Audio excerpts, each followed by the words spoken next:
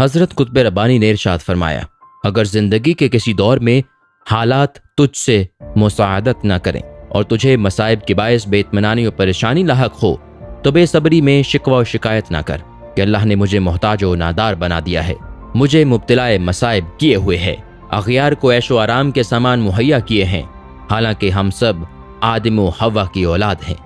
اور اللہ سے تحصیل حقوق میں مساوی عین ممکن ہے۔ یہ ابتلا اور مصیبت اللہ تعالیٰ کی جانب سے تیری بلندی درجات، تیری خوشحالی و فارغ البالی اور سکون و طمانینت کے لیے ہو، اور اس کا ذریعہ سے وہ تجھے ظاہری و باطنی فروغ و ترقی عطا فرمانا چاہتا ہو۔ یہ معاملہ تجھے اس لیے پیش آیا کہ تیری سرشت اچھی ہے اور رحمت خداوندی صبر در رضا کی برکات سے تیری مشکلات اور پریشانیوں کو رفع فرمانا چاہتی ہے۔ تیرے ایمان محکم کا درخت ایسا ہے کہ اس کی جڑ مضبوط ہے، اس کی کونپلیں پھیلنے اور پھل لانے والی ہیں، اس کی شاخیں بلند ہونے والی اور اپنے سائے کو بسیط کرنے والی ہیں۔ یہ شجر ایمان ہر دن نشو و نما پانے والا اور اللہ کی رحمت سے پھیلنے پھولنے والا ہے۔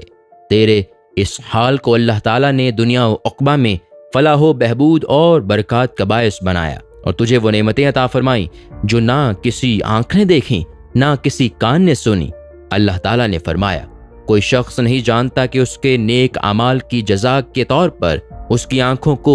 ٹھنڈک پہنچانے والی کیا کیا چیزیں محفوظ و پوشیدہ رکھی گئی ہیں۔ بس جو لوگ احکام الہی کی بجا آوری کریں گے، معصیت سے بچیں گے اور تمام امور میں اللہ تعالیٰ کی حضور تسلیم و رضا کا شیوہ اختیار کریں گے، ان کے لیے دینوی و اخروی سعادتیں مقدر ہیں اور ان کا اطمینان قلب کبھی فنا نہیں ہوتا۔ لیکن اس کے برعکس جن لوگوں نے اپنے خالق و معبود سے غفلت و روگردانی اختیار کر کے نفس دنیا اپنا معبود و مسجور بنا لیا، وہ ایسی زمین شور کے مشابہ ہیں جسے آبپاشی کوئی فائدہ نہیں پہنچاتی،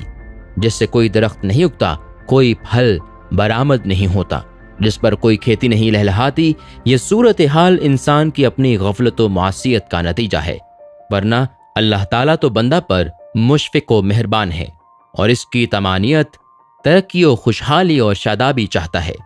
اس مضمون کی آیات بھی قرآن میں موجود ہیں جس میں ایمان محکم کو بندہ کے لیے دنیاوی و اخروی سعادتوں کا سرچشمہ بیان کیا گیا ہے۔ پس اے بندہ حق، محض اسباب دنیاوی کے پرستاروں کے ایمان میں وہ تازگی و توانائی نہیں جس سے اللہ نے تیرے لیے شجر ایمان کو مطمئن فرمایا ہے۔ یہ ایک مستقل اور غیر فانی قوت ہے جسے زمانے کے تغیرات ہرگز متاثر نہیں کر سکتے۔ اگر انسان کے شجر حیات سے ایمان کا عنصر مقصود ہو جائے تو وہ بالکل خشک و برباد ہو کر رہ جائے گا اور اس کی اپنی ذات کو اور بنی نوع انسان کو کسی قسم کا فائدہ نہیں پہنچ سکے گا۔ دنیا میں جتنی بھی انفرادی اور اجتماعی ترقیات و برکات ہیں وہ بلا شبہ نعمت ایمان کا ثمر ہے۔ جن لوگوں میں ایمان نہیں وہ قرآن حکیم کی وضاحت کے مطابق کافر و مرتد ہیں،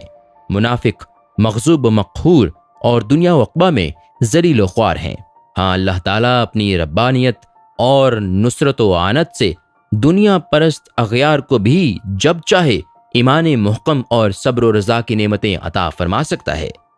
اور انہیں مقرب بارگاہ بنا کر اولیاء اللہ میں شامل کر سکتا ہے، جیسا کہ تاریخ میں اس کے شواہد موجود ہیں۔